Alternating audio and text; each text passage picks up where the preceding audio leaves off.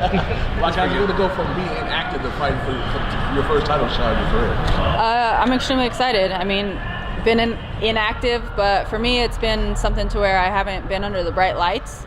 But I've been pretty active. Minus the injuries, I've been able to do what I can. And then just, behind the scenes, when Tisha went into camp, I was able to be one of her training partners. And then, it's been something for me with these last 18 months off to where mentally I was still going. Mentally, I was visualizing doing something, or I was just being a coach to Tisha. We know you've been an underdog your whole career, so it's nothing new for you. How do you stack up with Amanda, and does it give you more inspiration to be on her home soil to be like the ultimate underdog in the whole situation? I don't really care about being the underdog. Like you said, it's been like that my entire career, and one day, it's just May 12th. It's going to speak for itself. So for me, it's just go in there, continue to focus on me, and do what I do. You feel you have to test her cardio because she went 5 with Valentina. She thinks she has a gas tank. She thinks she has a gas tank coming from sea level. I'm coming from high altitude, and I think that's been a strength for me my entire career. Did it bother you at all? There was that talk of Amanda fighting Chris Cyborg, and there's all that narrative. Were you ever worried at all this might not happen as soon as it did? I think so. I think everything happens for a reason. So regardless of if something gets thrown in the way, there's always a way. And my ultimate goal is fighting for the world title, and then I have goals beyond that. So whether that was going to happen or not, I would still find a way to fight for the world title and work my way there. It was pretty frustrating just given the fact that they're in 2 different divisions, and I believe that the 135 division has a lot of talent.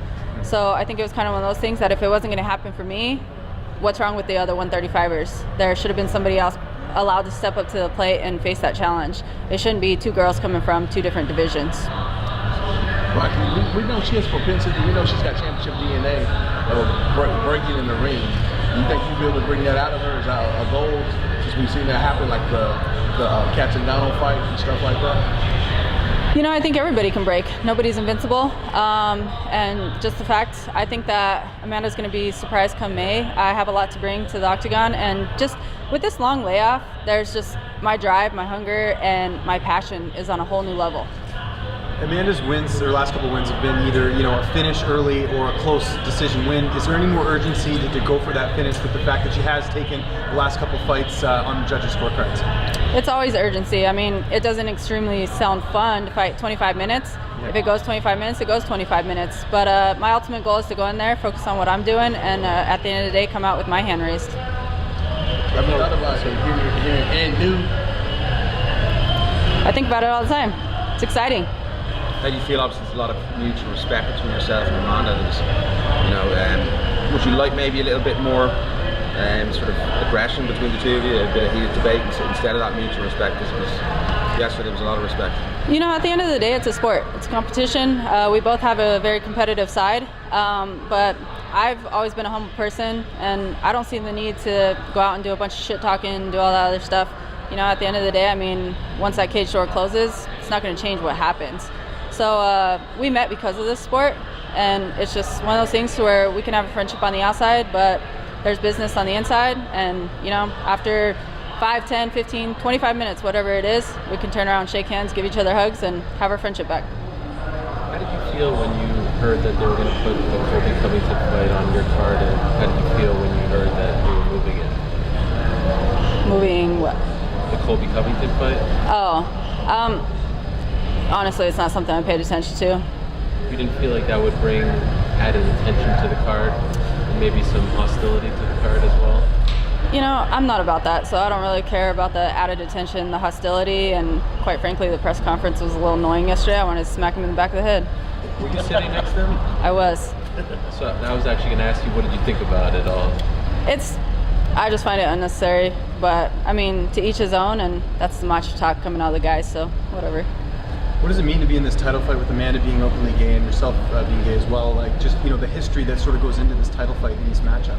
It's extremely exciting. Just the fact, for one, where women's MMA has come to today, and just that we have this opportunity, and here we are headlining a UFC event, and then obviously it's 2018, so just being openly gay and being able to be myself, and then going up against another basically fellow partner there, I mean, it's extremely exciting, and for me, it's just you know, there's so much going into this fight. I've always wanted to visit Rio as well, and here I am knocking 2 birds out with 1 stone. I'm going to visit Rio, and I'm fighting for the ultimate, or the championship. There we go. Do you have a lot of people reaching out to you about, you know, sort of that topic? Because you're a role model in that sense, as, you know, someone who's a prominent athlete who's, obviously has this platform.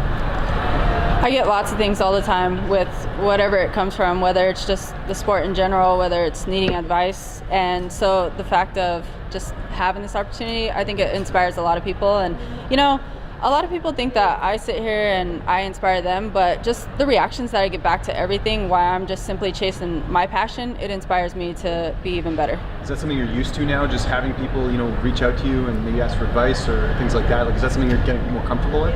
I've always been comfortable with it. I actually coach high school gymnastics, so it's kind of one of those things to where I've always given advice, I've always done things, and then for some reason, I'm like the rock of my family and my friends. A lot of people said that I should have took counseling up as my profession because I give great advice, and I don't know. So I know you and Tisha like to hunt. Did you get any hunting in while you were off with the injury? I know when she was fighting on 218, you guys got a little bit of that. Some hunting. Yeah. I love hunting. I haven't broke Tisha into that yet, and I think that's actually where my injury happened.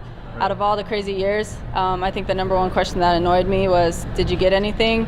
The only thing I got was obviously a broken leg, but I'll be back on it next year.